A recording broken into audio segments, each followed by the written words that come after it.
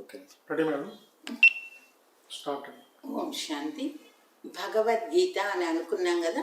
భగవంతుడు ఎలాంటి వాడు, ఎక్కడుంటాడు, ఏంటో అని మనం తెలుసుకున్నాము.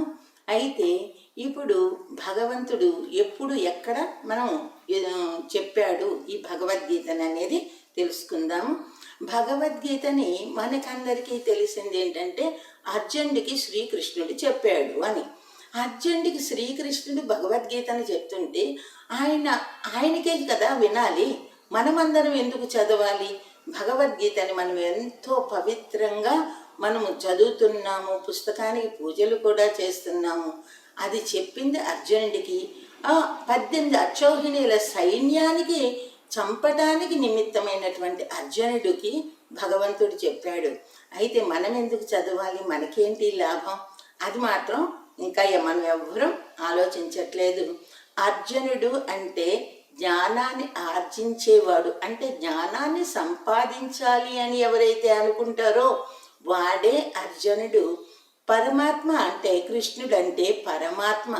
పరమాత్మ ఈ భూమి మీద అవతరించి సత్యమైనటువంటి గీతా జ్ఞానాన్ని ఇచ్చాడు. అయితే ఏ యుద్ధంలో ఉన్నారంటే మానవాత్మలందరూ కూడా ఇప్పుడు మంచి యుద్ధం చేస్తూ ఉన్నారు. మంచికి చెడుకి మధ్య యుద్ధం జరుగుతూ ఉంది. మంచి వైపు వెళ్ళడానికి ధైర్యం చాలట్లేదు. మంచిగా ఉంటే నేను బతకగలనా అని ఆలోచిస్తున్నాడు. ఇటువంటి సమయంలోనే ఆ భగవద్గీత యొక్క అవసరం ఉంటుంది. అది పరమాత్మ చెప్పాడు కాబట్టి మీరు మంచి మార్గంలో గనక నడిస్తే స్వయం భగవంతుడు మనకి రక్షణగా ఉంటాడు అని చెప్పేదే భగవద్గీత. అయితే ఇక్కడ కౌరవులు అంటే 100 మంది, అంటే చెడు గుణాలు అన్నీ ఉన్నాయి. పాండవులంటే మంచి గుణాలు తక్కువ ఉన్నాయి. ఈ తక్కువ మంది అంత ఎక్కువ మందిని చంపాలంటే కష్టమే. వాళ్ళెవ్వరూ కూడా తక్కువ వాళ్ళేమీ కాదు. భీష్ముడు, ద్రోణుడు, మహామహులు, కృపాచార్యుడు, కృతవర్మ, అశ్వత్థామ ఇలాంటి మహామహులందరూ ఉన్నారు. ఇక్కడ ఉన్నది 5గురే.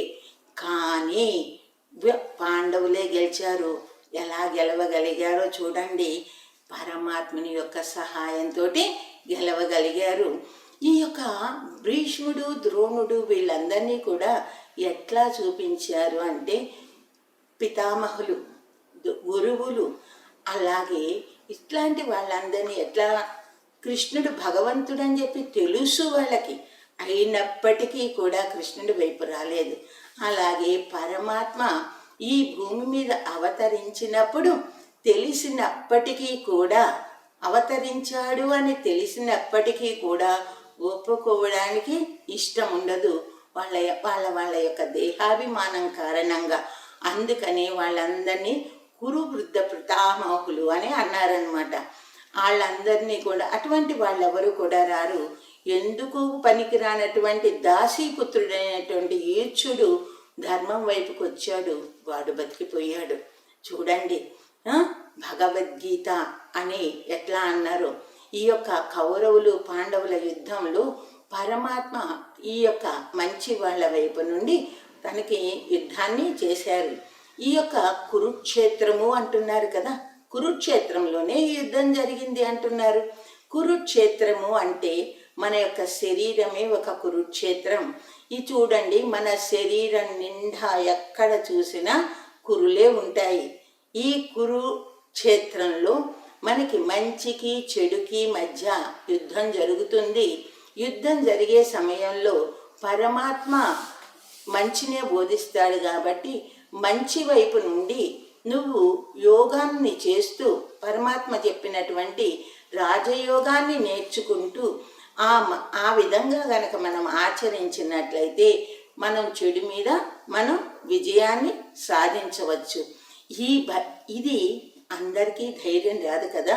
అందుకనే అర్జునుడు కూడా అంటాడు, వీళ్ళందరూ నా దగ్గర ఎప్పటి నుంచో ఉన్నారు, వీళ్ళందరూ తాతలు, తండ్రులు, పితామహులు, నా సోదరులు, నా స్నేహితులు వీళ్ళందరూ ఉన్నారు, వీళ్ళందరినీ ఎలా చంపమంటావని అంటాడనమాట.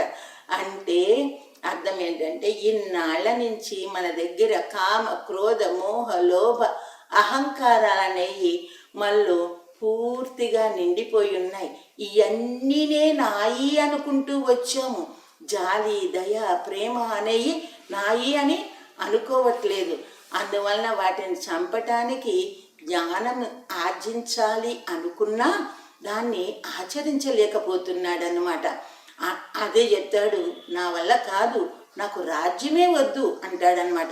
నకాంక్షే విజయం కృష్ణ నచరాజ్యం సుఖాని చ కిం ఓ రాజేన గోవింద కిం భోగై జీవితేనవ. నాకు భోగమైనటువంటి జీవితమే వద్దు, నాకు ఏమీ వద్దు, నేను వీళ్ళని చంపను అని. అంటే పరమాత్మ ఈ భూమి మీద అవతరించి నువ్వు నీలోని చెడు గుణాన్ని గనక చంపుకున్నట్లయితే నువ్వు దేవతగా అయి 21 జన్మలు స్వర్గరాజ్యాన్ని పొందుతావు అని చెప్పినందుకు గాను ఇక్కడ అర్జునుడి చేత ఈ మాట చెప్పించారన్నమాట. నాకు ఎటువంటి భోగము నాకు అవసరం లేదు, నేను వేటిని చంపలేను అని జ్ఞానాన్ని ఆర్జించాలి అనుకున్న అర్జునుడు చెప్పినప్పుడు పరమాత్మ భగవద్గీతని మొదలు పెడతాడు. మొదటి అధ్యాయం అంతా కూడా యుద్ధానికి సంబంధించిందే ఉంటుంది. వాళ్ళు ఆ శంఖం పూరించారు, వీళ్ళు ఈ శంఖం పూరించారని. ఇప్పుడు నకాంక్షే విజయం కృష్ణ అని ఎప్పుడైతే అర్జునుడు అన్నాడో అప్పుడు మొదలవుతుంది అసలైనటువంటి భగవద్గీత.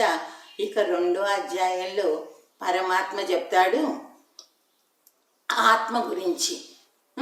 ఇప్పుడు భగవద్గీత అంటే మనకి తెలిసింది, పరమాత్మ గురించి తెలిసింది. ఇది మనలోనే జరుగుతున్నటువంటి చెడు గుణాలకి మంచి గుణాలకి మధ్య యుద్ధం అని తెలిసింది.